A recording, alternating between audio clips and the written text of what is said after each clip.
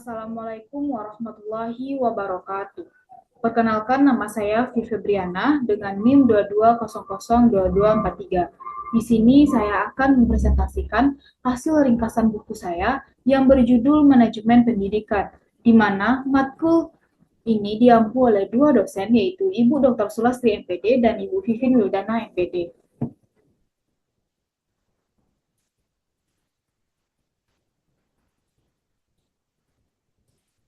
Di mana buku ini terdiri dari 7 bab, yaitu bab pertama itu pengantar manajemen pendidikan, bab kedua manajemen pendidikan, bab ketiga manajemen tenaga kependidikan, bab 4 manajemen kurikulum, bab 5 iklim budaya sekolah, bab 6 manajemen pengembangan lembaga sekolah, dan bab 7 manajemen mutu terpadu.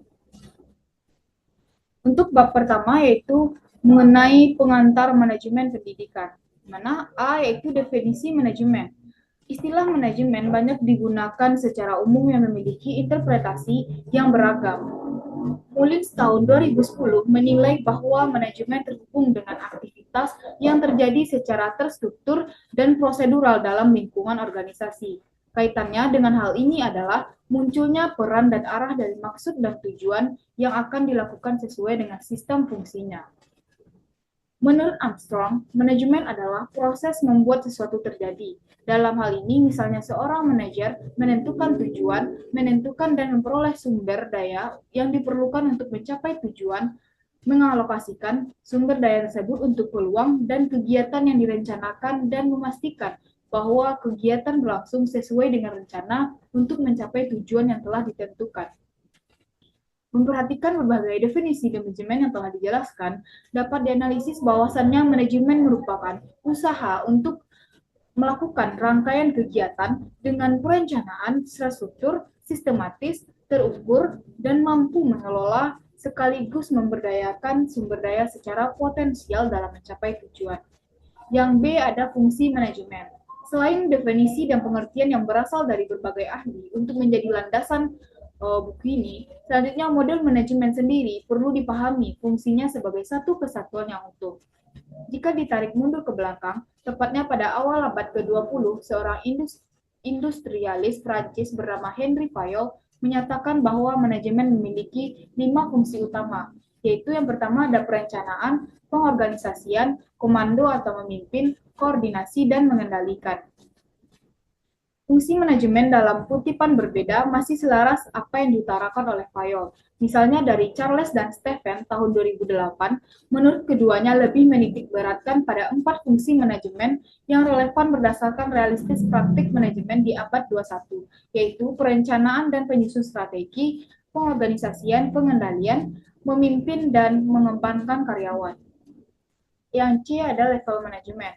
Level manajemen mengacu pada garis demarkasi di antara karyawan dalam satu organisasi berdasarkan wewenang dan tanggung jawab yang dialokasikan kepada mereka. Level manajemen untuk memastikan adanya efektivitas dan efisiensi dalam pekerjaan yang dilakukan di organisasi, ada banyak fungsi yang perlu ditangani secara bersamaan dalam sebuah organisasi, di mana satu orang tidak bisa menangani semuanya. Manajemen bisa dibagi menjadi 3 kelompok, yaitu manajemen tingkat atas, manajemen tingkat bawah, dan manajemen tingkat menengah. Menurut Griffin, manajemen tingkat bawah atau first line manager bertanggung jawab terhadap pengawasan dan pengendalian kegiatan operasional sehari-hari, sedangkan manajemen tingkat menengah atau middle manager bertanggung jawab dalam hal perencanaan dan koordinasi kegiatan-kegiatan jangka pendek yang diperlukan untuk mencapai tujuan organisasi. Sedangkan manajemen tingkat bawah atau top manager bertanggung jawab terhadap perencanaan jangka panjang yang biasa disebut rencana strategis dan menetapkan tujuan organisasi. Yang D ada itu mengenai manajemen pendidikan. Menurut Bass dan Coleman tahun 2004 yang menyatakan bahwa manajemen pendidikan adalah suatu studi dan praktik yang dikaitkan atau diarahkan dalam operasional organisasi pendidikan.